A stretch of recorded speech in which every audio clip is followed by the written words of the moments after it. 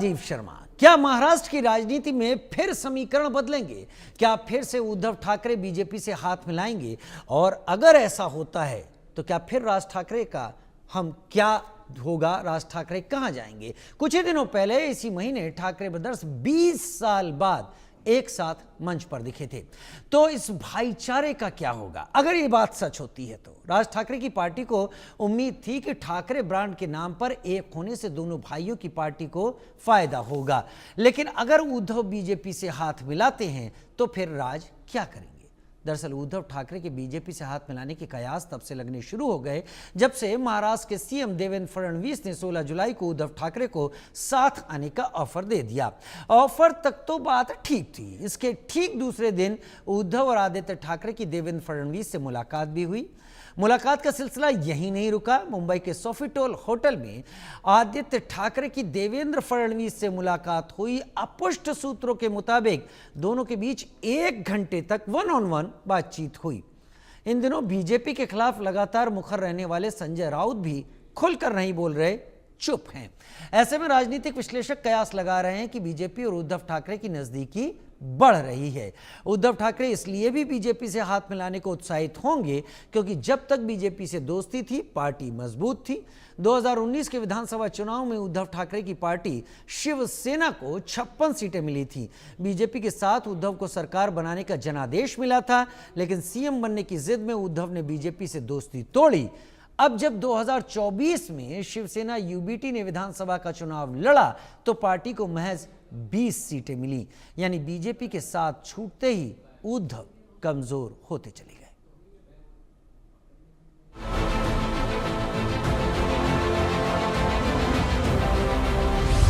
फडणवीस उद्धव मुलाकात, अंदर खाने क्या हुई बात?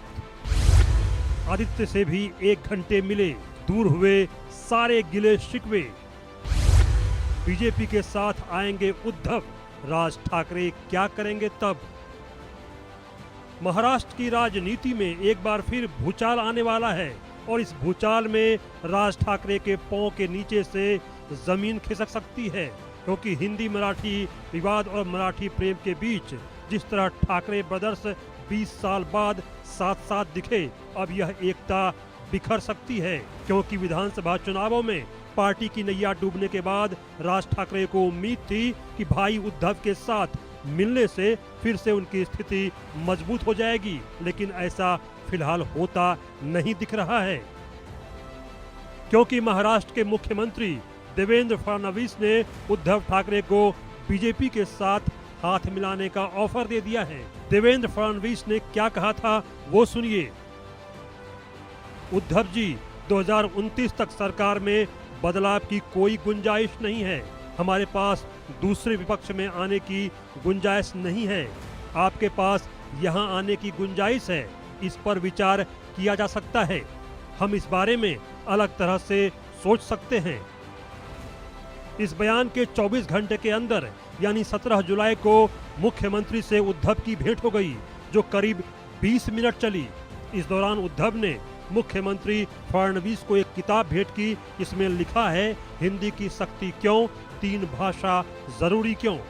शिवसेना यूबीटी प्रमुख उद्धव ठाकरे और युवा सेना प्रमुख विधायक आदित्य ठाकरे ने सभी विधायकों के साथ राज्य के मुख्यमंत्री देवेंद्र फडणवीस से मुलाकात की थी। इसके अलावा मुख्यमंत्री देवेंद्र फडणवीस और आदित्य ठाकरे की सोफिटेल होटल में मुलाकात हुई और दोनों नेता लगभग 3 घंटे तक होटल में रहे और दोनों के बीच कम से कम 1 घंटे बातचीत हुई। 1 घंटे कम नहीं होते।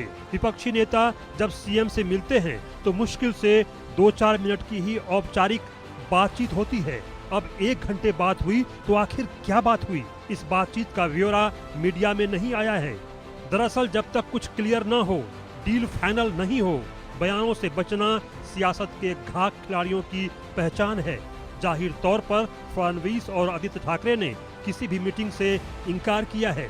सीएम ऑफिस के अनुसार मुख्यमंत्री होटल में मौजूद थे, लेकिन आदित्य ठाकरे से उनकी कोई मुलाकात नहीं हुई।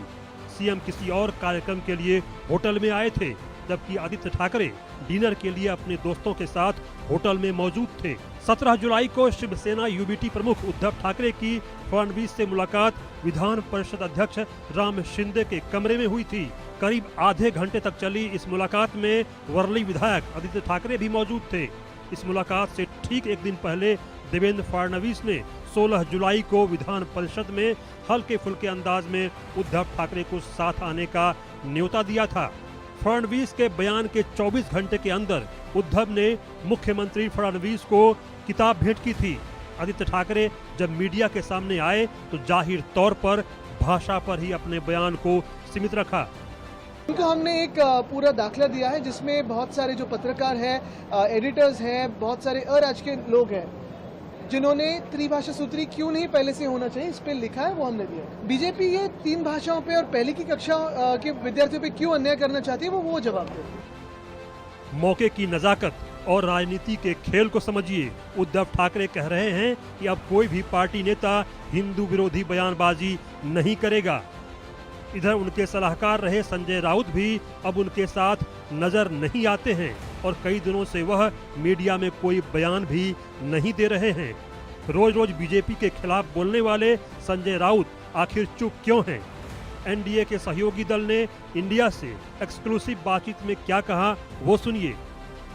कि उद्धव ठाकरे राज ठाकरे के साथ आने से नया समीकरण बनेगा, लेकिन वो हमारी महायुति को फायदे का होगा क्योंकि महाविकास आघाड़ी खूब हो रही है। इसलिए मुझे लगता है कि ये दोनों भाई एक आने से भी कोई उनको ज्यादा पॉलिटिकल फायदा होगा नहीं। लेकिन ये जो भाषा के नाम पे जो लड़ाई चल रही है आपको लगता नहीं होना चाहिए? भाषा के नाम पर गुंडागर्दी नहीं होनी चाहिए। भाषा के नाम पर मराठी भाषी को हम सब लोग ही 2019 तक बीजेपी शिवसेना साथ में थी। 5 साल पहले की दोस्ती में राजनीति में जैसी ठसक उद्धव ठाकरे की पार्टी की थी वो दोस्ती टूटने के बाद कमजोर होती चली गई। चुनावी रैली में उद्धव ने पीएम मोदी को संबोधित करते हुए कहा था कि मोदी जी दोस्ती आपने तोड़ी है, मैंने नहीं। कहने का मतलब ये कि उद्धव ठाकरे को बीजेपी से दोस्ती का सीधा फायदा मिल सकता है तो दोस्ती उनको मंजूर होगी। लेकिन सवाल है कि राज ठाकरे का आखिर क्या होगा? क्या वो फिर से अकेले हो जाएंगे? क्या 20 साल बाद भाई के साथ मंच साझा करने की कहानी सिर्फ एक कहानी बनकर रह जाएगी? Bureau report, India news.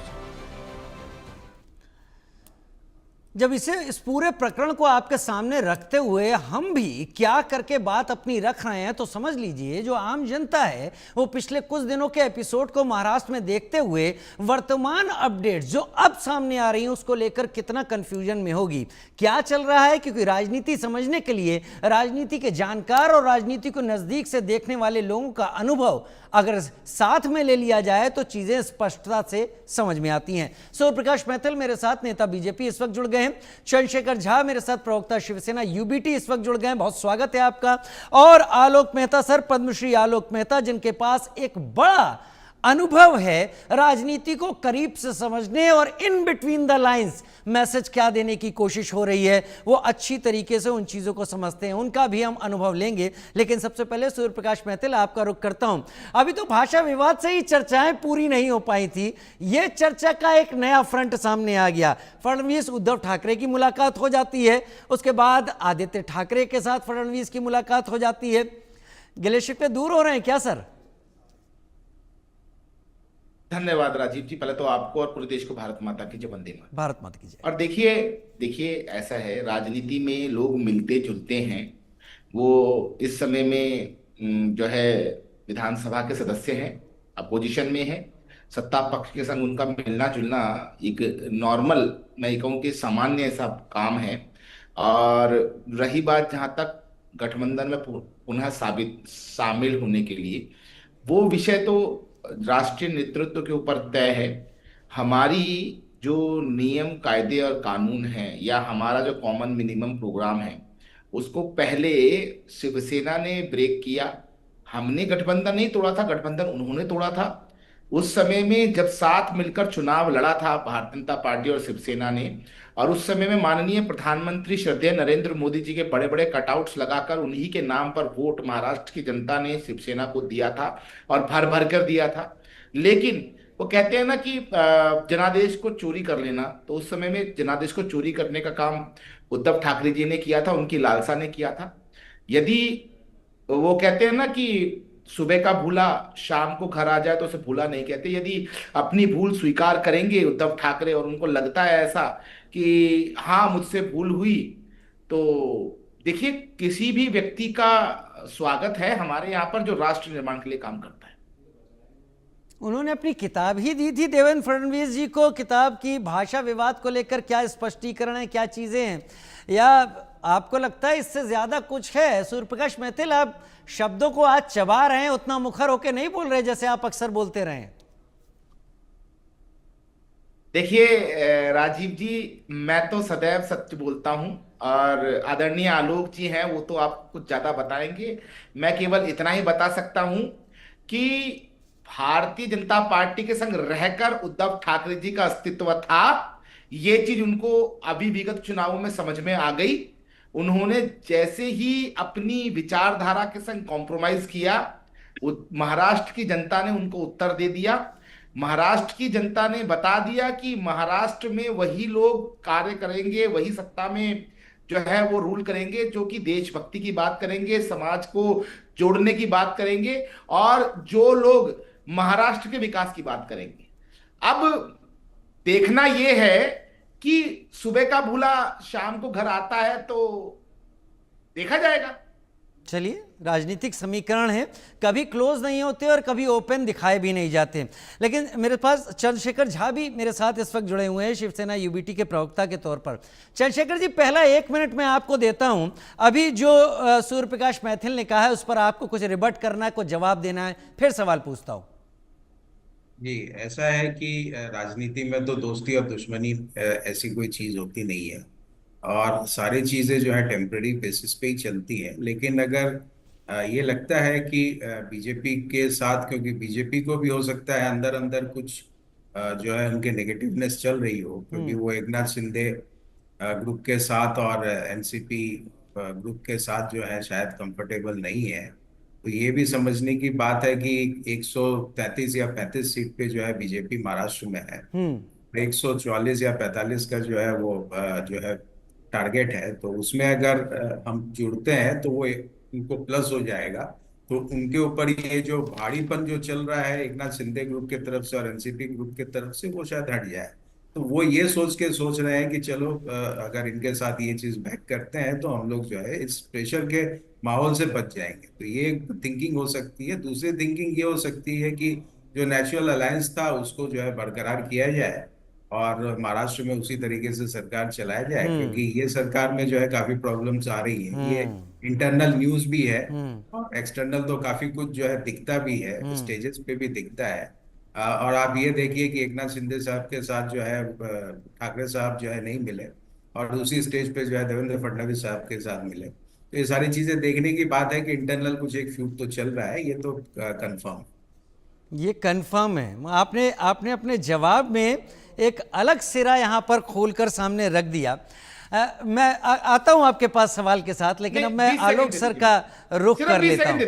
मैं आलोक सर का रुख कर लेता हूं। आ रहा हूं 20 सेकंड चाहिए मुझे। सूर्यप्रकाश जी, सिर्फ 20 सेकंड चाहिए मुझे आपसे, जी सिर्फ 20 सेकंड।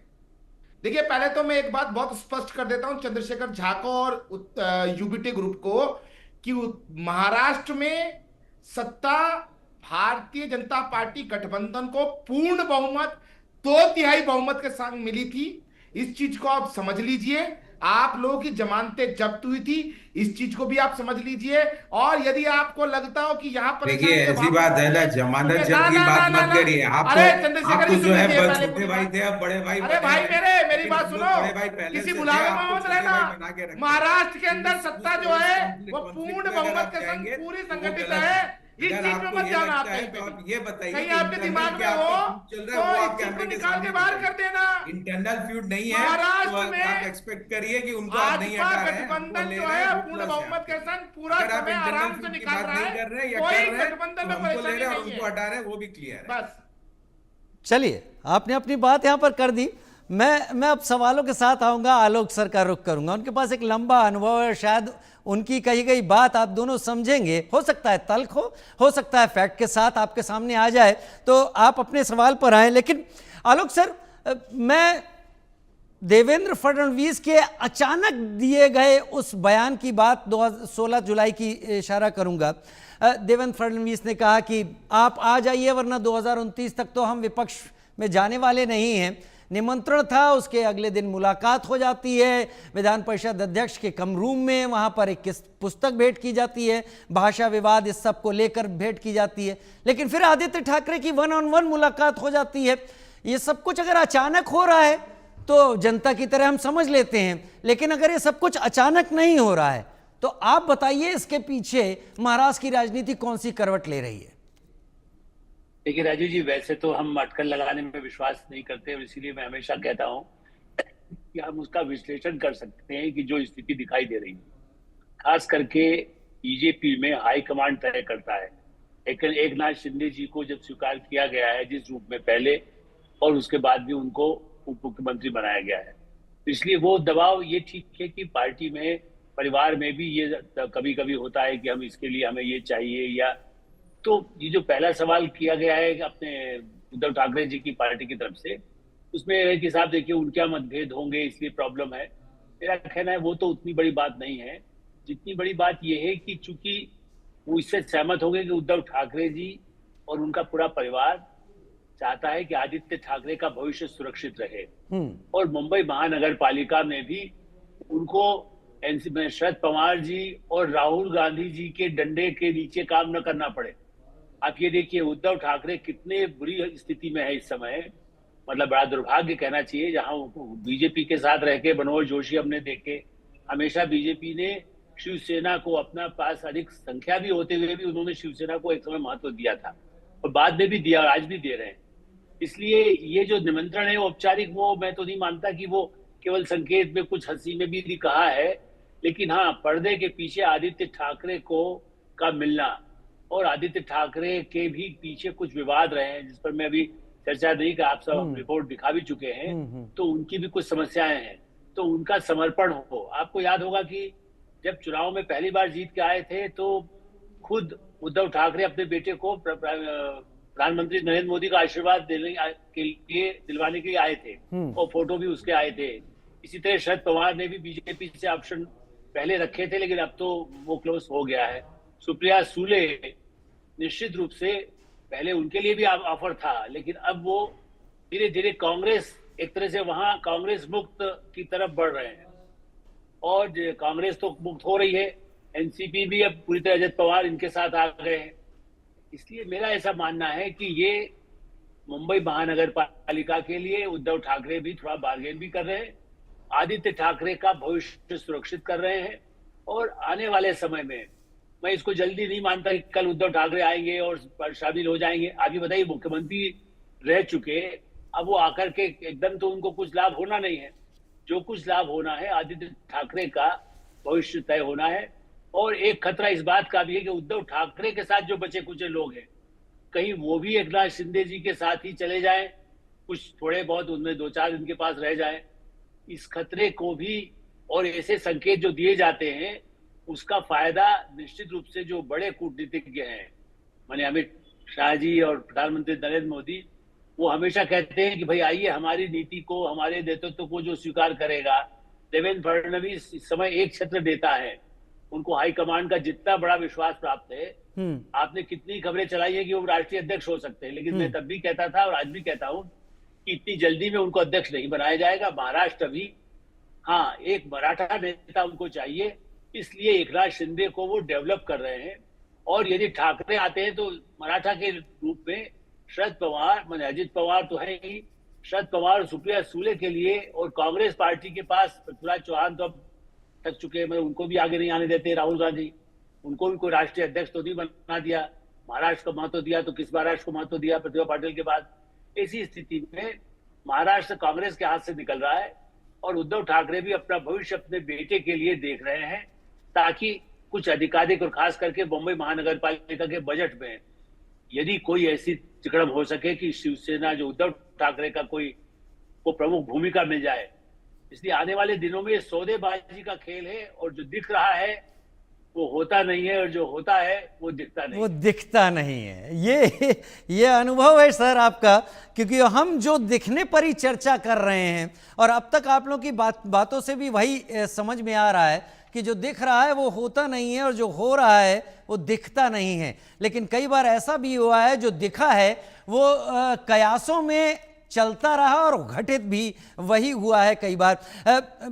सूर्यप्रकाश मैथिल जी, अभी आपने चंद्रशेखर भाई को सुना, उन्होंने एक लाइन बोली थी, उन्होंने कहा था कि इसके पीछे ये भी हो सकता है कि बीजेपी अपनी उस स्ट्रेटेजी को आगे बढ़ा रही हो जिससे एक नेशनल अलायंस को महाराष्ट्र में खराब किया जा सके, क्योंकि 2 चुनावी फैसले आए, 2024 में लोकसभा और उसके बाद कुछ ही महीनों बाद विधानसभा। ये 2 फैसले एकदम जुदा थे। अगर लोकसभा का फैसला रिपीट होता तो महाराष्ट्र की पिक्चर और कुछ होती विधानसभा में।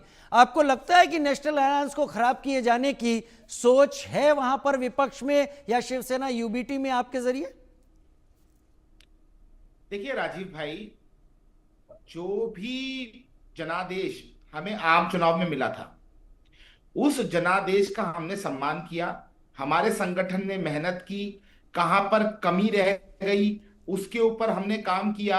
हमारे संगठन के साथ साथ अनुशांसिक संगठनों ने भी पूरी तरह से बढ़ चढ़कर मेहनत की, और रिजल्ट आपके सामने है। एक चीज और मैं आपको बता देना चाहता हूं, जिस प्रकार से जो ये महाविकास अघाड़ी, मैं ये कहूंगा कि जो ये लूटपाट का जो ये गैंग था, उसके द्वारा की गई लूटपाट का ही असर था कि महाराष्ट्र के अंदर इन लोगों को नकार दिया। और माननीय प्रधानमंत्री जी की जो दिग्ग स्वप्न है महाराष्ट्र को विकास के पथ पर सबसे आगे ले जाने का, उसके अंदर कहीं ना कहीं रोड़ा जो है वो एमबीए बन रहा था।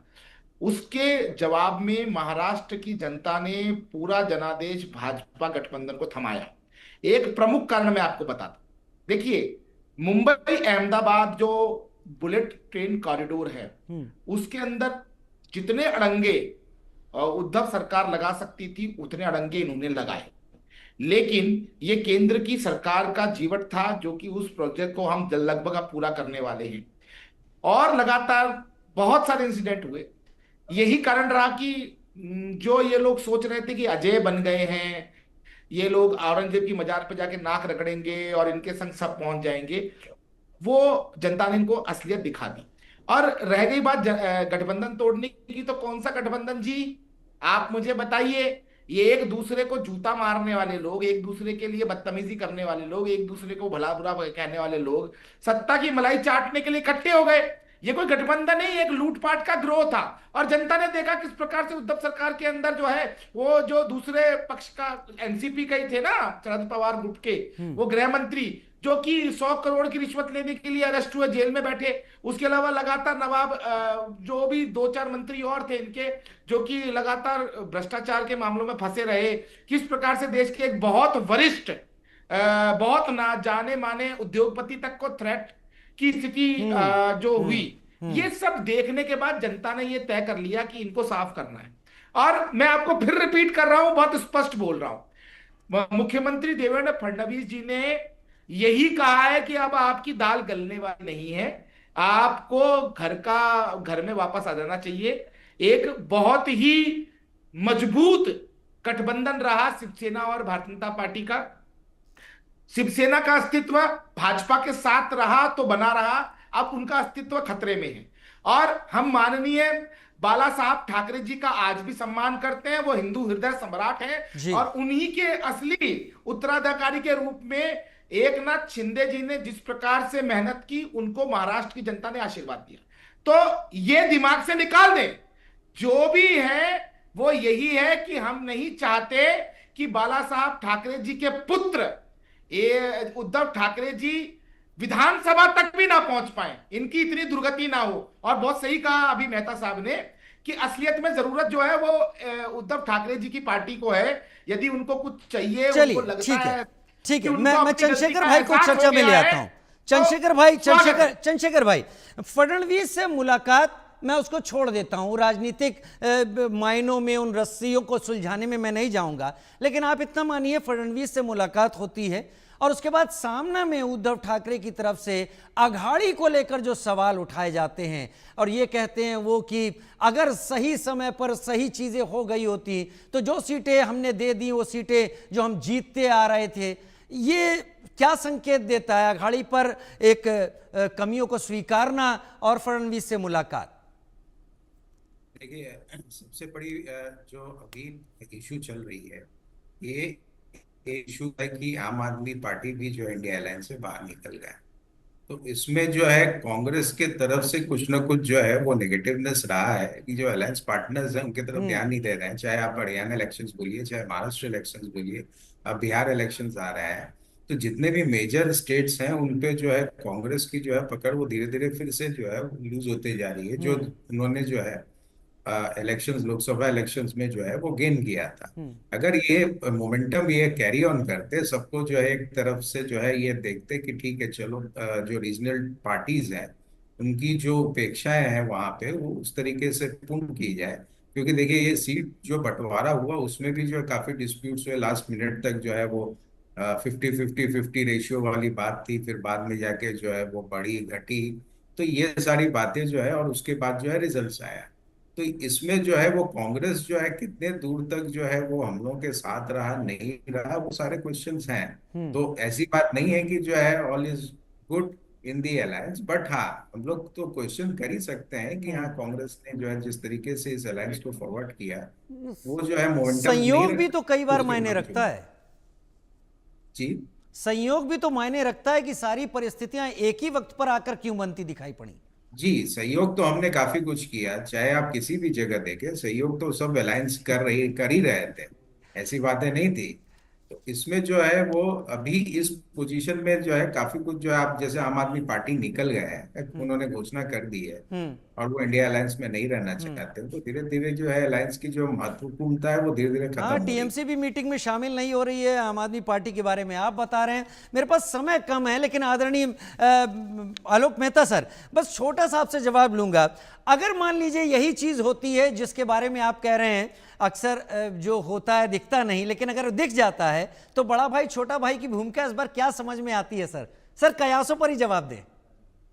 देखिए, मैं तो मानता हूं कि देवेंद्र फडणवीस बने रहेंगे, उनके नेतृत्व में ही आगे जो काम हो सकता है।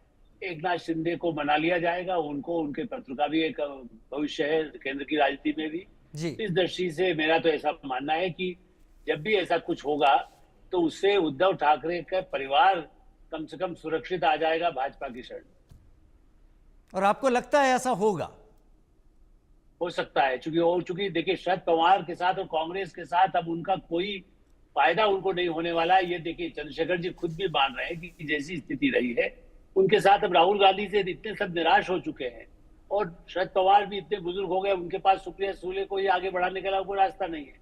तब उद्धव ठाकरे का परिवार, उनकी पार्टी जो बची हुई है, उनका भविष्य जो कुछ बचता है वो भाजपा के गठबंधन से ही कुछ उनका भविष्य सुरक्षित रहेगा। और कयासों को राजनीति में सर आप लोगों से सीखा है, कुछ कहना बहुत जल्दबाजी हमेशा कहा जाता है, कई बार तो अचानक से कुछ ऐसे अनाउंसमेंट होते हैं जो सभी को चौंका देते हैं। उम्मीद में यही कि महाराष्ट्र की राजनीति ऐसे कई अनाउंसमेंट को अपने गर्भ में रखे हुए है और शायद आगे आने वाले दिनों में देखेंगे। बहुत धन्यवाद आलोक सर आपका हमारे साथ जुड़ने के लिए, चंद्रशेखर जी आपका, और सूर्य प्रकाश मैथिल सर आपका भी हमारे साथ जुड़ने